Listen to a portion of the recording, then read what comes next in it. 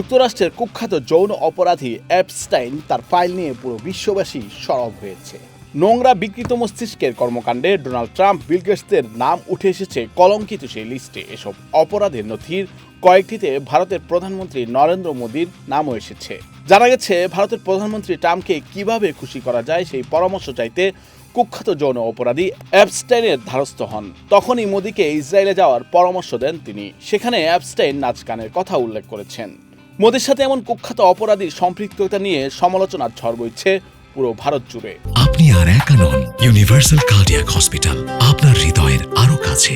Jerusalem পোস্টের এক প্রতিবেদনে বলা হয়েছে, ইমেইল নথিতে যেখানে মোদীর নাম উঠে এসেছে সেখানে 2017 সালে তার ইসরায়েল সফরের কথা উল্লেখ রয়েছে। সে সময় মোদী তৎকালীন মার্কিন প্রেসিডেন্ট ডোনাল্ড ট্রাম্পকে খুশি করতে এপস্টাইনের কাছে পরামর্শ চেয়েছিলেন। ইমেইলে এপস্টাইন নিজে এসব তথ্য জানিয়েছেন। যুক্তরাষ্ট্রের কুখ্যাত যৌন অপরাধী এপস্টাইন বলেছেন, মোদীকে তিনি ইসরায়েল সফরের পরামর্শ দেন, এতে ট্রাম্প খুশি হবেন বলে জানান তিনি।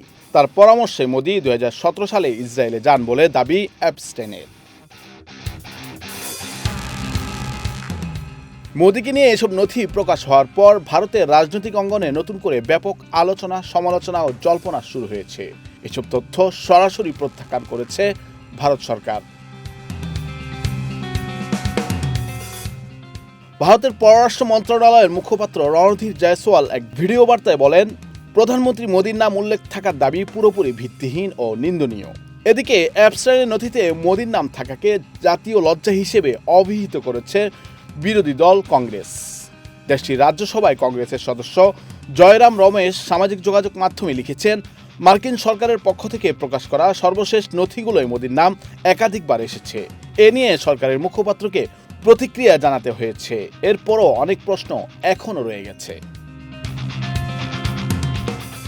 নুরুল আফসার, বৈশাখী সংবাদ।